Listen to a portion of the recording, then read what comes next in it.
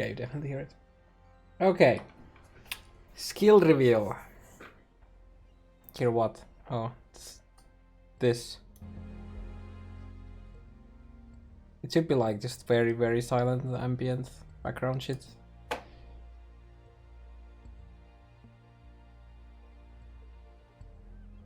Lansing Steel and Shattering Steel.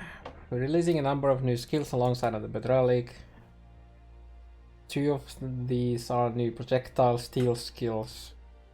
We assume steel and impale go hand in hand. The skill Shattering Steel skill lets you swing your sword or axe, releasing a spray of 3 projectiles in an arc in front of you. 3 projectiles. These projectiles deal more damage the further they travel until they reach their maximum range. When they stop on an enemy or reach maximum range, the projectile bursts, dealing their damage in an outward cone.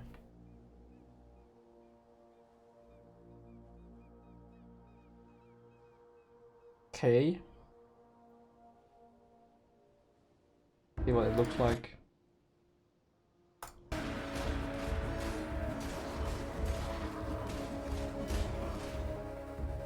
I wonder if the explosion shit is considered projectiles too, like, you know, when it's just like it bursts in a cone. I wonder if that's also projectiles. Kind of looks like it. It's also that's GMP, right? 1, 2, 3, 4, 5, 6. Yeah, that makes. Yeah, I think that's GMP. It's kind of like EK, but for EK that can be scaled to absurd levels.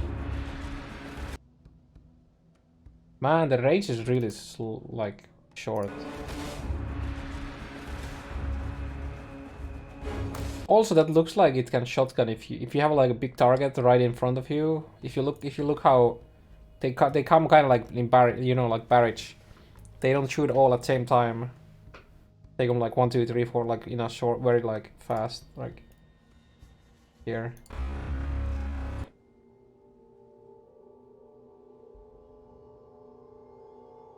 One, 2, 3, 4, 5. Yeah. I wonder if the explosion is projectiles, because then you could like fork them or something like that. I don't know. I mean, it looks like it could have some potential. We'll just see. We're just gonna see it, right? The projectiles are unleashed in a rapid succession, making them capable of hitting close enemies with okay, so there's yeah, okay. So it's gonna be scaled. The damage is gonna be balanced around this fact, right? So if you want to do any kind of minimal single target damage, you have to go in melee range, okay? Which is kind of weird, because they say these projectiles deal more damage the further they travel until they reach max range, right? So if you want to do any meaningful single target, you probably have to go into melee range, so that you can do the shotgun effect. But then you're losing out on the max damage, like the more damage that's, you know. Also, it's an attack. These are attacks. You're swinging your sword on an axe.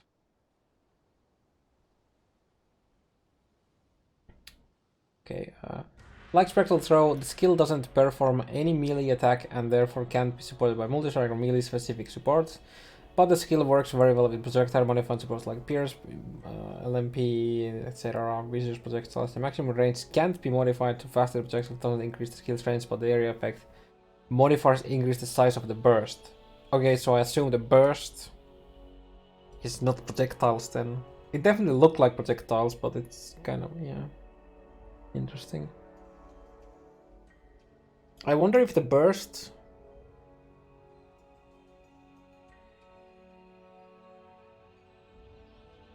is just one hit or multiple hits. Because it looks like it spreads into multiple like smaller projectiles, so yeah, I don't know. Shattering the Steel has a chance to impale. A new debuff that rewards repeat hits. Impaled enemies are covered in sharp metal spikes, making any hits taken more painful for the enemy. When you impale an enemy, 10% of the unmitigated physical damage. So this is horrible if you're doing any conversion shit. And gain physical as extra elements doesn't increase the damage of this at all. Okay, I mean it's kind of like bleed. Of the attack is Thor, and the next 5 hits that the enemy takes from any swords will cause them to also take this Thor damage. You can have multiple impale effects on the enemy, limited only by hits consuming the impale. This gives Shattering Steel and Lansing Steel an even greater edge when they are able to hit target multiple times. Okay, so let me get this straight. So you have a chance to impale per skill use and not per skill hit. Because if you hit multiple times, like here it says, so if you go into close range and you get the shotgun effect, that counts as you can impale multiple times, but this hit isn't consuming the impaled charges.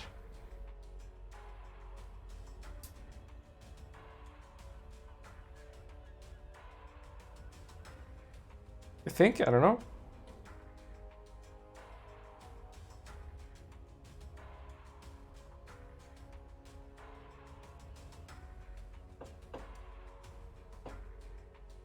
And the 10% of unmitigated physical damage is just how much damage it did to it.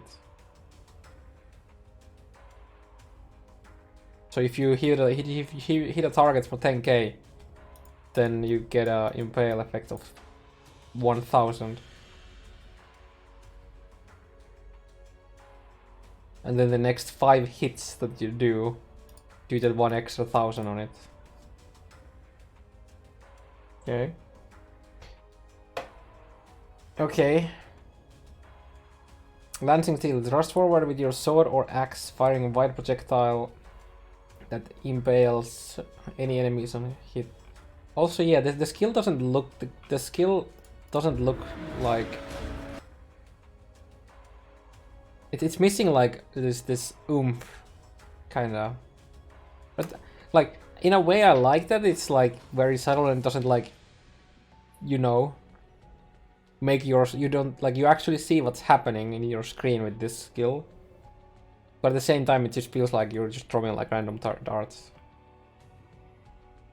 Impale enemies are... Wait here. Thrust forward with your sword or axe, firing wide projectile that impales any enemies hit.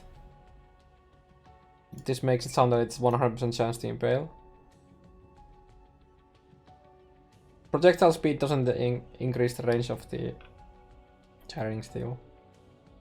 While you do this, additional projectiles are summoned as blades that float parallel. Okay, so...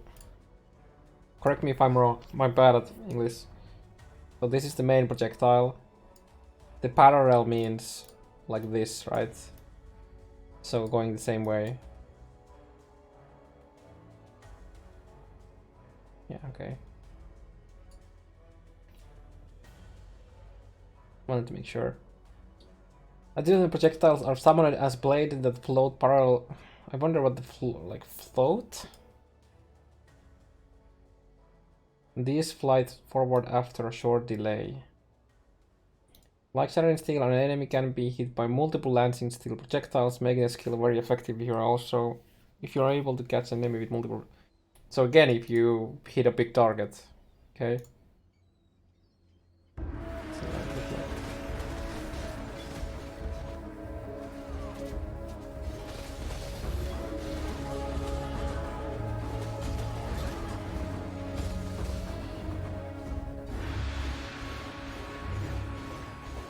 Oh, it has the spread. So if you have your cursor here, it spreads more, and if you have the cursor here, it's you know, goes like the exact same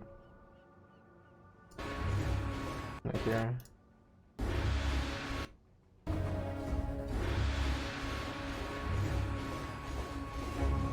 Okay.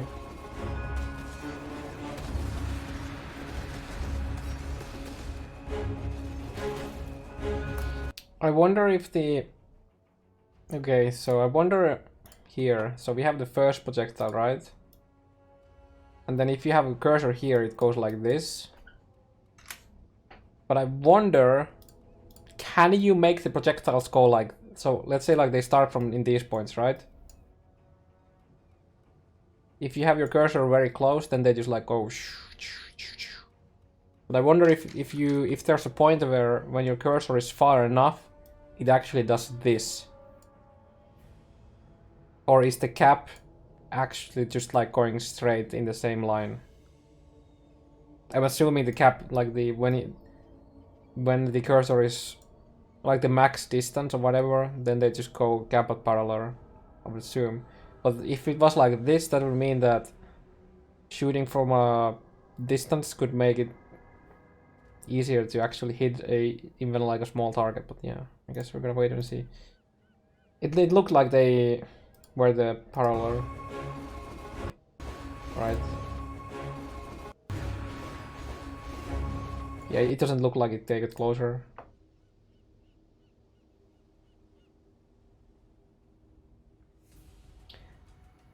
Where you aim controls the spread of the projectiles. Aiming up close will spread out of the... Yeah. So they do tilt slightly towards targets when created. Aiming at the range will cause all the projectiles to fire in parallel, letting you easily hit enemies at the range with multiple shards. It doesn't say anything about getting closer to the middle though. I guess not. No, they're a projectile and attack.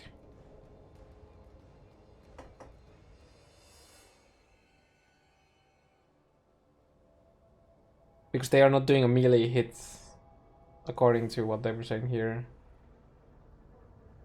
Like Spectral Throw doesn't verify. Yeah, I'm assuming it's the same for Lansing Steel.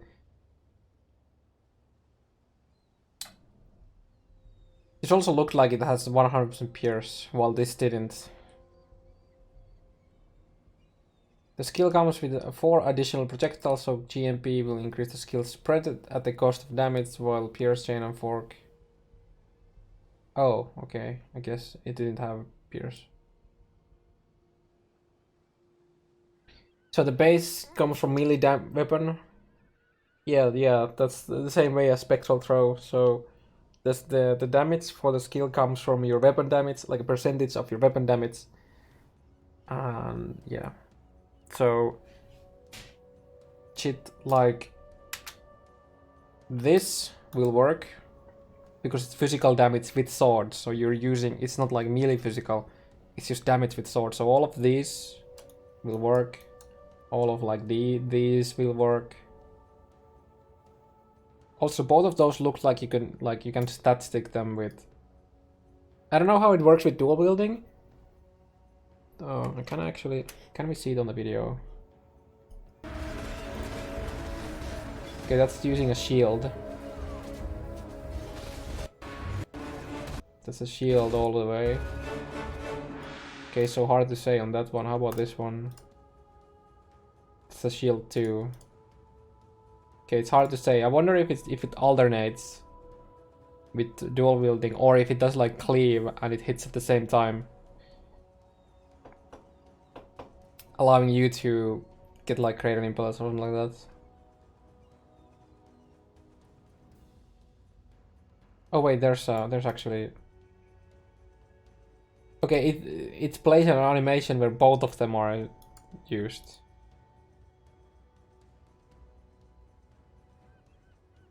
It doesn't look like it alternates. That looks like it does both of them at the same time.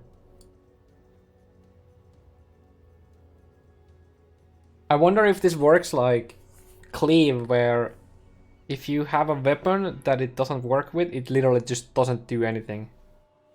Or if you can stat stick it with a sceptre and a claw and a dagger and a yeah. This animation here.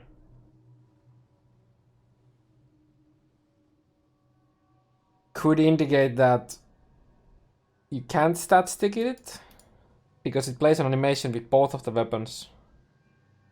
This is literally cleave animation, yeah, so to me this looks like you can't alternate. I mean, you can't stat stick it.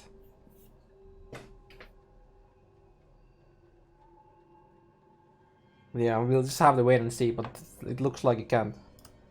But in the case you can, well, sceptres, claws, daggers. This was like just with shield all the time, right? Yeah, that's shields. Yeah, this is just shield and nothing else, yeah. Okay. Do we have something... The fuck? Do we have... The thread? Oh, there's a GGG boat somewhere here. Actually, let's do that. Oh, Mark.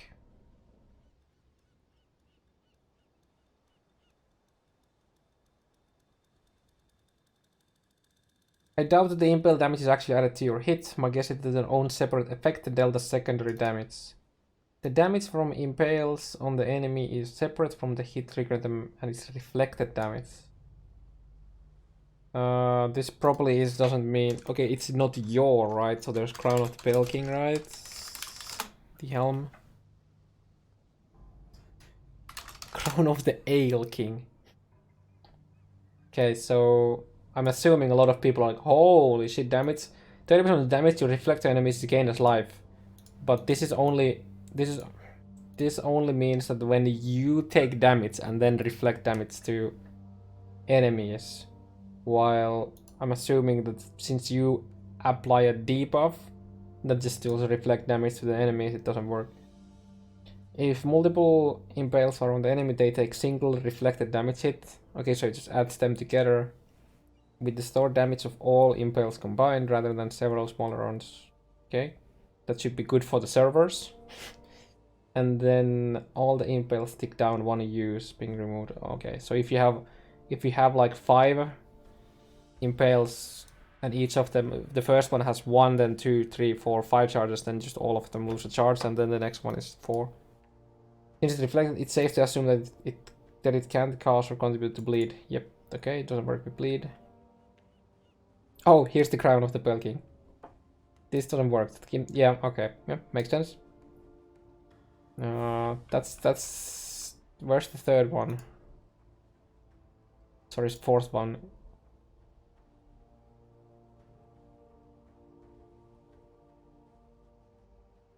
I guess I should do this.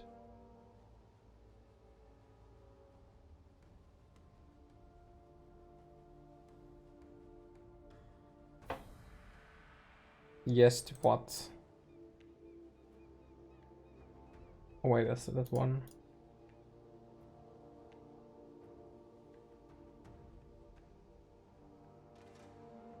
The impale mechanism is effectively 50% more damage if you have 100% chance to impale. After all, every hit would add 10%. You could add more than that, right? Because you can shotgun. So with one hit, you could add more than 5. Like you can add more than a 1 per hit, right? Like I don't, yeah, fuck.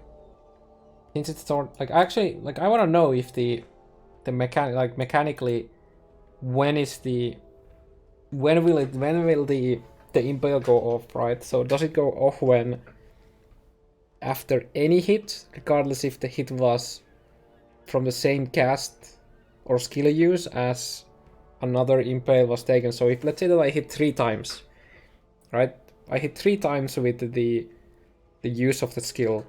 The first one like the first hit applies an impale, the second one applies an impale, and the third one. Will the second and the third hit also make the first impale do damage to the target? Or did I just add 3 impales and all of them have 5 charges, and next time I hit it, all of those go off once? That's what I know. Not that it makes a huge difference, but... Oh, this is Windows 7.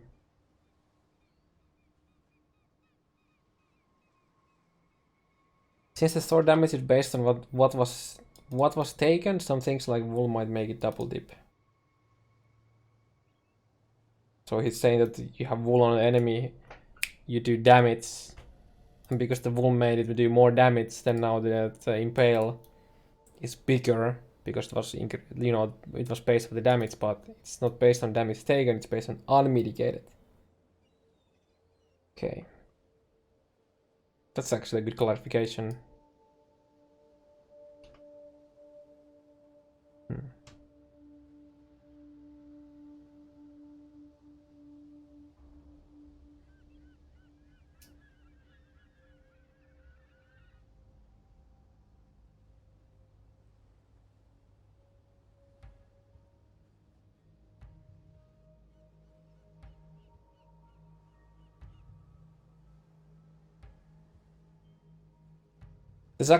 That's actually a big thing. I actually misunderstood it first as well. This means that it actually does more damage than a lot of people think. Because people think that it does. If you have, let's say that you have 50% physical damage mitigation and you do a 100 hit, so you would actually hit for 50. The impale would be 10% of that 50, which is 5, when in reality it's 5% of the 100. Sorry, 10% of the 100, which is 10.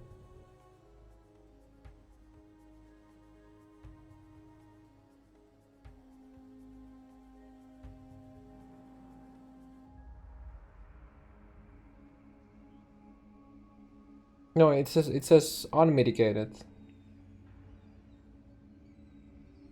which means the damage of your hit doesn't do, like, the actual hit doesn't scale the impale, but rather the damage that you do. But I'm assuming that the impale, the effect of the impale, will be mitigated through physical damage reduction. That's probably a thing. Because you can reduce reflected damage taken. So I'm assuming that will work.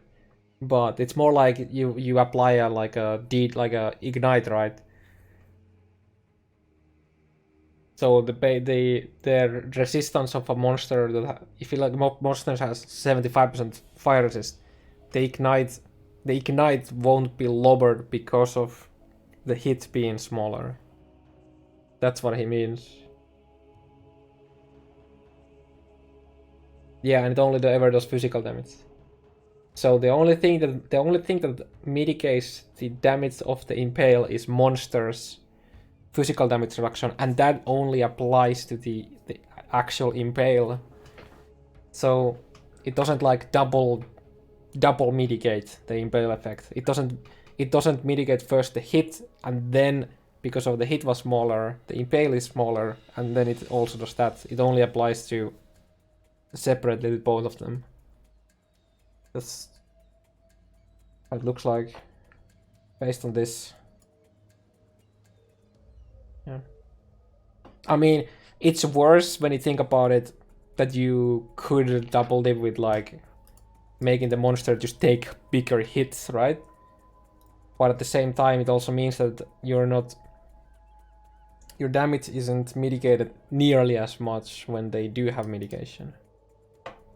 Right, so it's good and bad. Okay. Okay. Remains to be seen how good they actually are. We don't know the values of the damage. We don't know how smooth they feel, etc, etc. We don't know if you can stat stick them. Based on this video, looks like the shattering steel cannot be stat sticked because it has the same animation of cleave, and you can't use cleave if you have one weapon that can use it and another that can't. So we'll just have to wait and see. Can't say anything for this because in this video it's only been using a shield, so it's really hard to say. Okay, so let's take a look at the flask then. Controlled burn is sometimes necessary for new life. Recharge 1 charge when you consume. Oh, and it's a silver flask, okay? Recharge a charge when you consume an ignited corpse. Enemies ignited by you during flask effect take 10% increased damage. That's nice. Recover 2% of life and mana when you kill an enemy during flask effect. Recover 3% ES when you kill an enemy during flask effect. I wonder if these are rolls. I'm assuming this might be a roll. I'd guess this is like 5 to 10 or 10 to 15 or something like that. We'll see. But if these roll and these two roll up to 3%, that means that or let's say that they roll to 4%. Doubt it, but Pathfinder could make these actually heal 6% then. It's pretty damn nice. I mean, even now he's been making 3%. And it has an unveiled mod too. Damn. Okay. Well, first thing that comes to mind is like VD. Never run out of flash charges with this. With VD, if you're killing enemies. Obviously you don't gain charges when you consume your unearth, because they are not ignited. But you can craft something on this. Which also means we're gonna have I really hope that this isn't just generic reduced charges used or something like that. And I hope that it's like a more unique mod, like we saw on the videos, because that would mean that you can craft these more unique mods or magic flasks.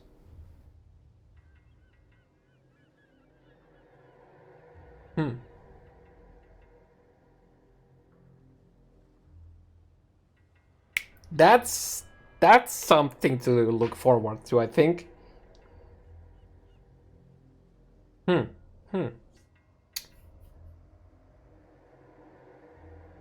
That they just, you know, they have to be like, and that's assuming they are not just generic like reduced charges used, increased flask charges gain or something like that. But if it's actually a nice mod, dude, I wanna see the POVD be like data mines right now, because this flask alone here is really nice, but the unveiled mods could make it insane. Even if you can add a remove freeze, remove curses, remove bleed is nice. Like this looks really nice for BD, just to recover life and mana. But though, Indigon setups, will they recover mana when you kill an enemy? Will it make you gain too much mana so that you're actually gonna hit like the one, you know, you're gonna cap your mana pool? And that means that if you're using Surface and whatever the Quant Flask, I don't remember the name, Divination Distillate, because if you were to hit your like max mana pool, like, you know, fulfill your mana pool, that would mean that those two flasks go off. So that's just, I'm not sure. I haven't really played the build, so I don't know if this could potentially break them. I would assume they can, but let's say that in the case that they won't, and you actually have so absurd mana costs on your skills that even with the mana gain when you kill an enemy doesn't like fill your mana pool, that could potentially lead to some absurd increased damage, like spell damage gains from Indigon, right? Because the more mana you spend, the more damage you get. And now when you have a insane mana like gains from the flask, it could mean that you can go more, like you can increase the mana costs of your skills even more, or get like more attack speed or whatever, cast speed, to make sure that you don't hit it, to make sure that you don't get the full mana. You could actually gain a lot of damage. I guess that remains to be seen. Remains to be seen if it's the case.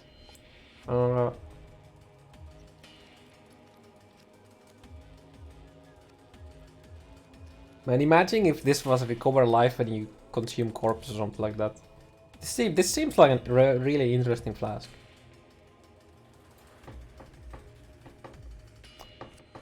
I wonder how much these roll. Like, let's say that this rolled to 15%. Being a Pathfinder, this would be like 22%. Over 22%, depending on how much flask epic you get.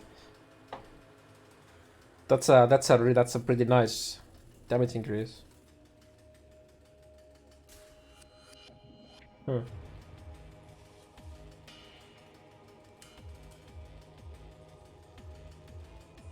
And then we have the recharge, one charge when you consume an ignited corpse. So if you're playing the VD, for example, it basically means that if you're like, let's say that you're delving, your crit VD or something like that, or you don't use elemental focus, you're never gonna run out of this flask.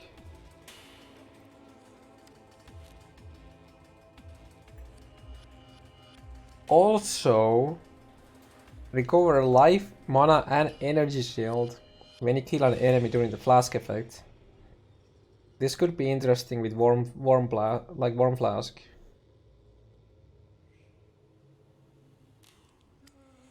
Not sure if you probably won't have an you probably can't have like an infinite loop of spamming this flask and then like 3 warm flasks and just get all the life. There could be something interesting with it. What do you think of the unique content ring? Could be insane for Righteous. Oh, you're talking about the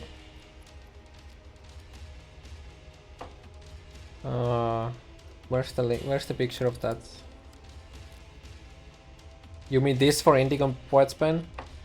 The recover mana when you kill an enemy could be an issue with Indicom builds. Because if you hit your mana pool to full, that means that you would lose the effect of Surface and Divination Distillate if you're using those. Obviously, if you don't do Surface Divination Distillate, then it doesn't matter, right? But for those builds.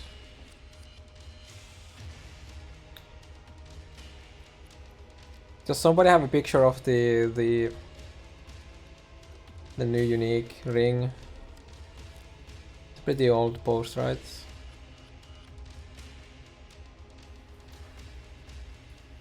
Oh yeah, I probably have it on the compiled thread.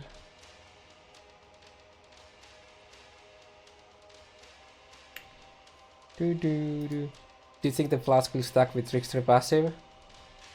Oh, you mean like Trickster having when Trickster gets life and mana when you kill enemies? Like, yeah, sure. This is just additive. This is for like just additive with it.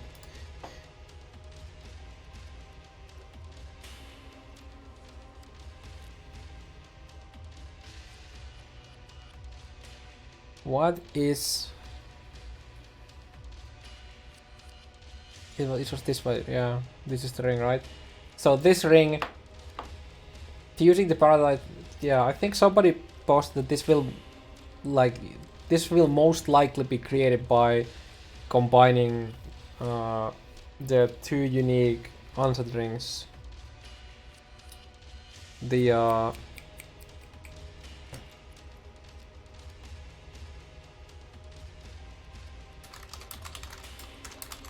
why can't I remove the names?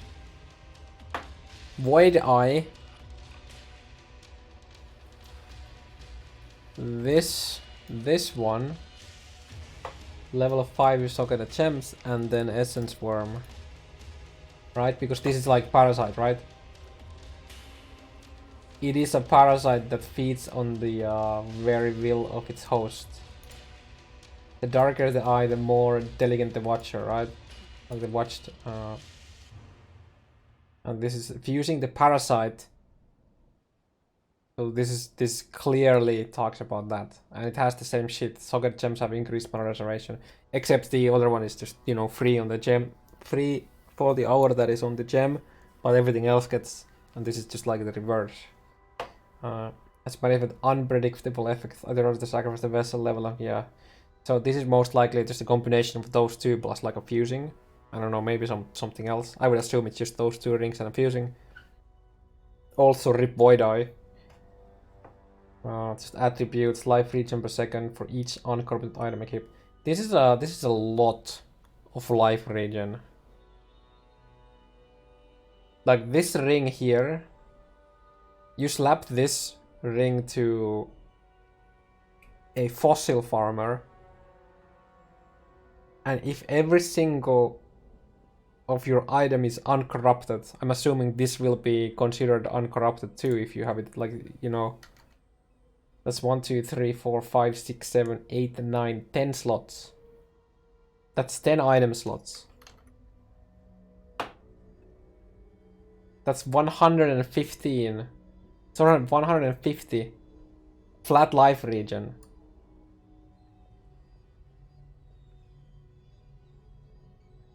No, jewel. No. The item equipped are only the 10 normal items. It doesn't count flasks or jewels.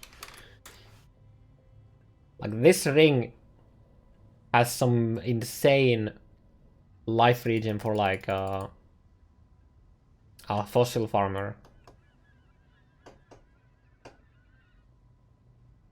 And then you have the total mana cost of skills. That's interesting for supports. No weapon. No. I mean, it counts them when you weapon swap. But you're still at 10 items. This ring is just like absurdity. I mean, fucking +5 levels. I'm assuming we get double. I mean, well, double corruption don't give you level 22 gem. Imagine like level 21 anger or something like that on this. It's pretty good.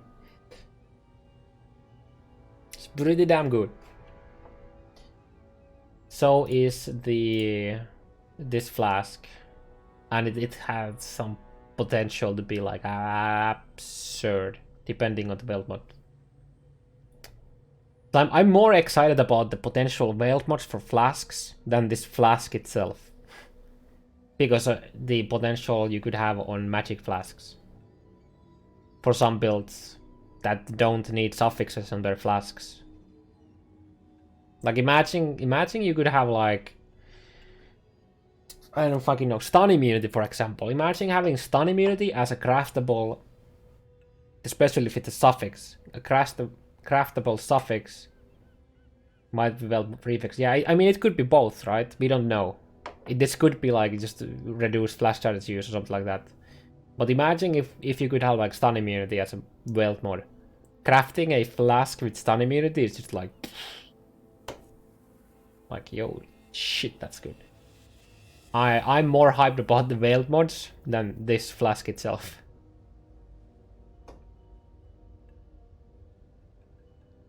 Besides Fossil Farmer, what else would you use that? Oh, I mean supports.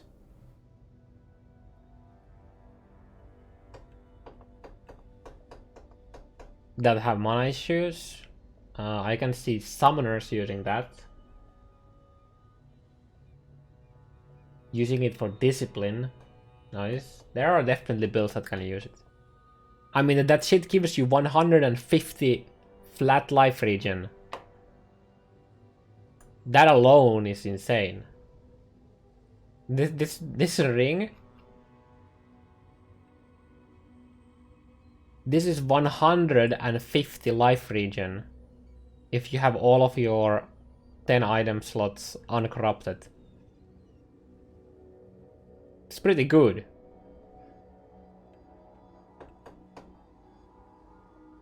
For even builds that have already have a lot of life region, this could mean like 3 to 4% life region. It's pretty nice. But obviously the most you gain from this is in low level characters, like Del farmers. This like completely trumps the current flask. Oh yeah, EB. This is a lot of life, like ES region for EB. That's true. 150 flat ES region is pretty damn nice. Yeah. Just from one ring and a CO. You are just one ring and a CO and you have 150 flat ES region. That's pretty good. Like completely ignoring like actual life regions and shit. What was I? Oh yeah.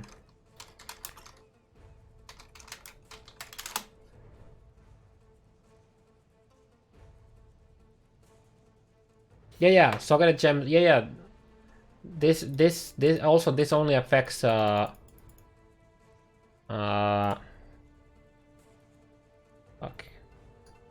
If we look at the wording of Essence Worm, if we look at the Essence Worm, it says increased mana reserved, and socketed gems reserve no mana. So this socketed gems have increased mana reserve. This only applies to the aura that is, or herald that is in the ring itself.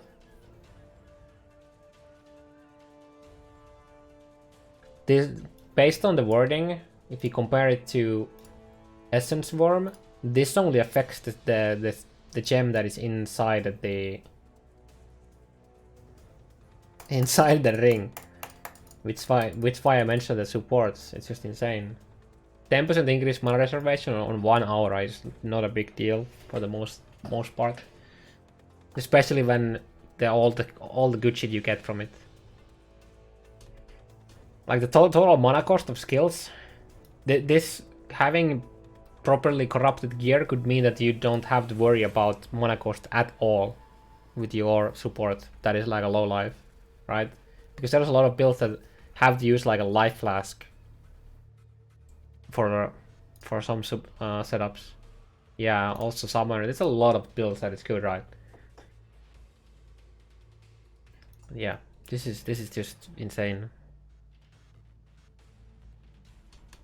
That's why I feel like it's gonna be more than just Void Eye and Essence Worm. I feel like there's gonna be another thing you need in a recipe with this. I mean, obviously it's probably like a fusing orb, right? But I feel like there's something else too. Do we have like any other unique ring that would give any of the shit?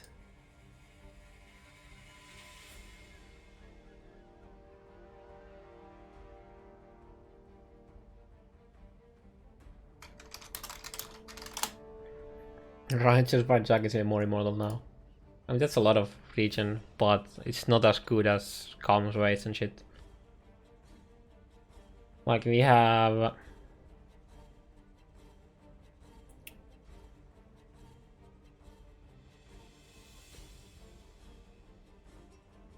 We don't really have onset rings, at least, that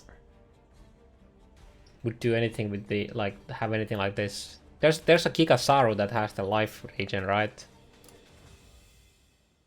Like, we have Kikasaru that has the life region per second on level and attributes, right? You have this and this, which would be the same mods as, and this basically, but you know, a bit different. Yeah, and Praxis has mana cost, you're right. It could be that you need, it even could be that you need one ring for each of the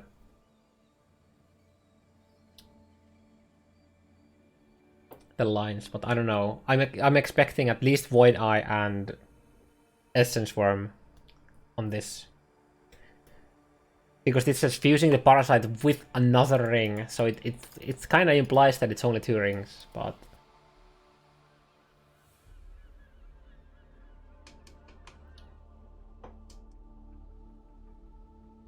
yeah, I don't know. Yeah, this is already a pretty lengthy. Yeah, that's my take on the new skills and then a couple of the uniques. Hopefully this was, if anything, if nothing else, at least enjoyable to watch.